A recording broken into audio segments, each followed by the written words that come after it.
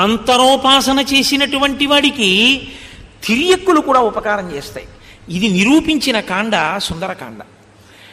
అందుకే లంక యొక్క వైభవం గొప్పదా, రాముణ్ణి అనుసరించిన వానరులు గొప్పవాళ్ళ అంటే, రాముడికి నమస్కారం చేసి బయలుదేరినటువంటి వానరుడు సాధించగలిగిన ప్రజ్ఞ తన ఊళ్ళో తన దగ్గర తన చుట్టూ కోట్ల మందిని పెట్టుకున్నవాడు తనని తాను తన కొడుకుని రక్షించుకోలేకపోయాడు.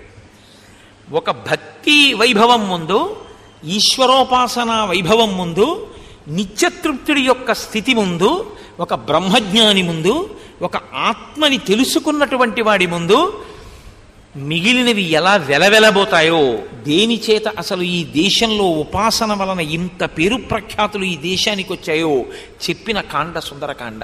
కాబట్టి ఇంకే పేరు పెట్టమంటారు దానికి? ఇన్ని సౌందర్యాలున్న కాండకి సుందరకాండ అనాలా? ఇంకో పేరు పెట్టాలా కథాంతర్గతంగా? అప్పుడు ఒక ఘట్టం చెప్పినట్టు అవుతుంది అంతే. ఏ ఘట్టాన్ని మీరు ప్రకాశింపజేస్తారు? సుందరకాండలో ఉన్నటువంటి అన్ని సర్గలలో ఉన్న అన్ని శ్లోకాలు అమృత ఫలాలే. ఒక చెట్టుకి అద్భుతమైన పళ్ళు పండాయి. మీరు ఈ పండు కోసుకుని తిని ఇంకో పండు తిన్నా, ఇంకో పండు తీసుకుని ఇంకో పండు తిన్నా అన్ని పళ్ళు అంతే గుమగుమలాడుతూ అలాగే ఉంటాయి. సుందరకాండ కూడా అంతే. ఆ సుందరకాండ అన్న చెట్టుకు పుట్టినటువంటి అన్ని పళ్ళు మధురాతి మధురమే.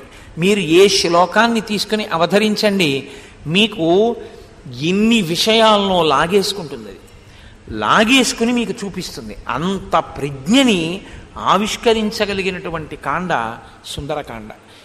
కాదు, దీనికి ఒక గొప్ప స్థితి ఉంది. పిల్లల పెళ్ళిళ్ళు అవ్వట్లేదు, ఏం చేయాలి? సుందరకాండ చదువుకో. కొడుకు ఉద్యోగం రాలేదు, ఏం చేయను? సుందరకాండ చదువుకో. నాకు బాగా భక్తి కలగాలనుంది, ఏం చేయను? సుందరకాండ చదువుకో.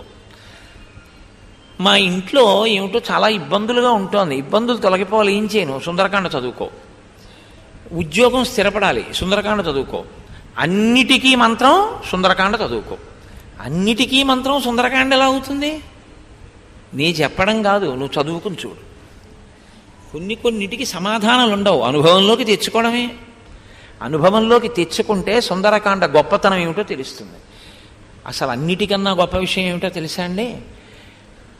అపమృత్యుదోషం వెంట తరువుకొచ్చేసి గ్రసించడానికి పాశాన్ని వేసేస్తుండగా మృత్యుదేవత నోటి 2 కోరల చిక్కి బ్రతికినొనక వేళ బ్రతుకవచ్చు అంటారు గయోపాఖ్యానంలో. అలా మృత్యుదేవత యొక్క 2 కోరల మధ్యలోకి వెళ్ళి ఇంకా నోటిలోకి గ్రసింపబడుతున్నవాడు తెలిసో తెలియకో సుందరకాండ వింటే జారి కింద పడిపోతాడు. Like, comment and subscribe.